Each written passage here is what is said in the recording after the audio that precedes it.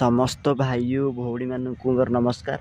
दर्शक बंधु आपन देखंतु आजिकल कॉम्पिटिटिव दुनिया चलती। कॉम्पिटिटिव दुनिया माने आपन देखंतु एंट्रांस एग्जाम चारिआडे चलती, जेमिति पीजी हो बीडी हो कि जदि आपन भलरे पळा आसीबे नीट जेई एवं सरकारी चाकरी कथा देखिबे। सरकारी चाकरी पय तो लोक माने पुळा पुळा आपन देखुतु इंटरव्यू दउछे, ता भितर आ सीपीएससी ओपीएससी नाना प्रकार कॉम्पिटिटिव दुनिया चलती ओडिसा रे देश रे। यारी भितर दर्शक बंधु आम मन मध्य एक प्रकार क्वेश्चन आसे, प्रश्न आसए कि कौन सतरे आम सरकारी चाकरी पाइबा कि। देखो दर्शक बंधु आपन देखो एग्जांपल 5000 पोस्ट बाहरी, 5000 पोस्ट 5 लाख कि 10 लाख पिला पकई थे, तो 5000 पोस्ट सीना फिलअप हो ता अर्थ नुहे कि सब लोग चाकरी पाइबे।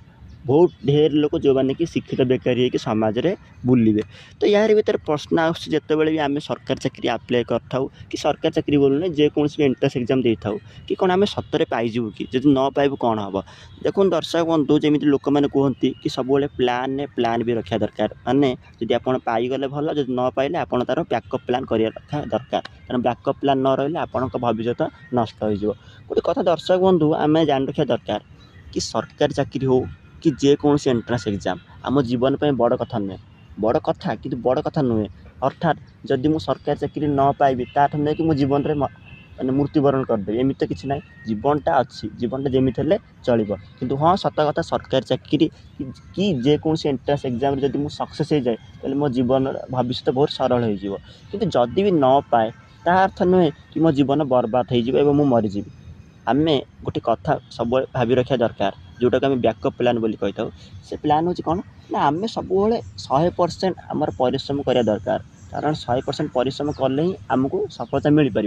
किंतु एटा भी गारंटी नुहे, कारण आप देखो लक भी फेवर करा दरकार। जब लक आमको फेवर न करे तेज आम सरकारी चाकरी पाया बोली कौन गारंटी नुहे। सरकारी चाकरी बोली जेकोसी एंट्रांस एग्जाम पाया बोली कौन गारंटी नुहे, किंतु तार अर्थ नुहे कि आम लक उपर डिपेंड कर आम सरकारी चाकरी कि जेकोसी एंट्रांस एग्जाम बीडी हो कि पीजी हो कि नीट हो कि जे हो कि यूपीएससी हो कि जहाँ भी हो आम प्रिपेरेसन करा दरकार। जब नहला तेज मु भावे जदि आप 100% परिश्रम करेंगे तेज आप जो मेथड भी भविष्य में एक उत्तम नागरिक हो पार, ए कौन सन्देह ना।